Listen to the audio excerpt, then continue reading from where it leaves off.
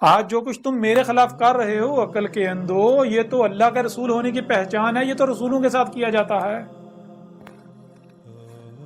آج جو میرے خلاف تم نے آگ بھڑکائی ہے، کیا یہ وہی آگ نہیں جو ابراہیم کے خلاف بھڑکائی گئی تھی؟ اور اللہ کیا قرآن میں بار بار کہہ رہے ہیں، ابراہیم تمہارا ابا ابراہیم ہے، ابراہیم کی ملت پر چلنا ہے تمہیں۔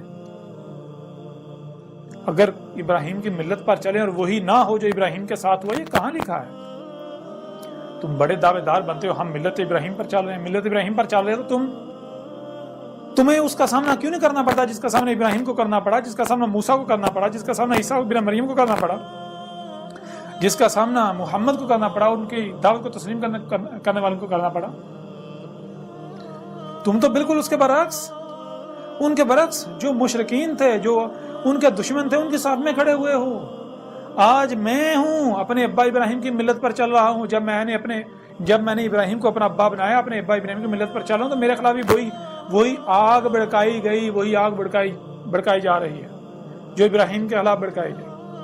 آج میرے خلاف بھی وہی سب کیا جا رہا ہے، میری دعوت کو تسلیم کرنے والے کے خلاف بھی وہی سب کیا جا رہا ہے جو اس سے پہلے ہر رسول اور ہر رسول کی دعوت کو تسلیم کرنے والے کے خلاف کیا جاتا رہا۔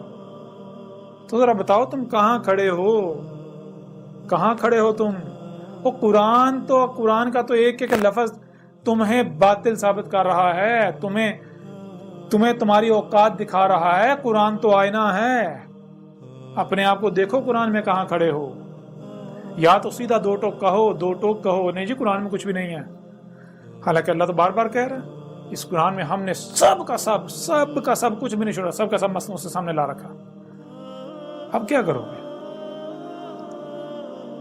آج یہ علم کس نے دیا؟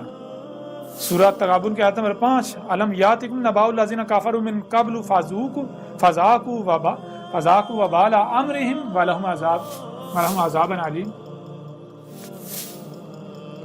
وہی آج یہ تمہیں ان قوموں کے بارے میں، ان لوگوں کے بارے میں کون ہے وہ علم دے رہا ہے جو اللہ کے علاوہ کسی وجہ سے کس نے دیا؟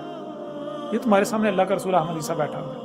اب کرو کذب، اب کرو تکذیب، نہیں مانتے نہ مانو، میرا کیا بگڑے گا؟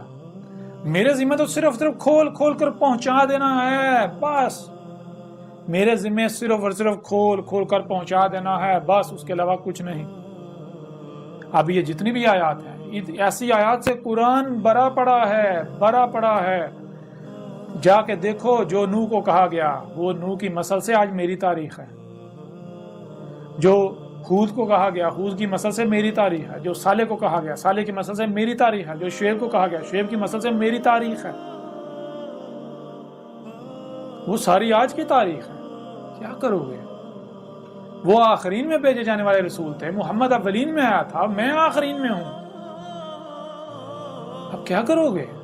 کہاں جاؤ گے؟ قرآن تو پورے کا پورا قرآن میری تصدیق کر رہا ہے، اور پھر میں وہ لوگ، وہ جو علماء جو سنجیدہ ہیں، جو حق کے طلبگار ہیں، جان لو، یہ مت سوچو کہ یہ کیسے ہو سکتا ہے کہ رسول آ گیا اللہ کا۔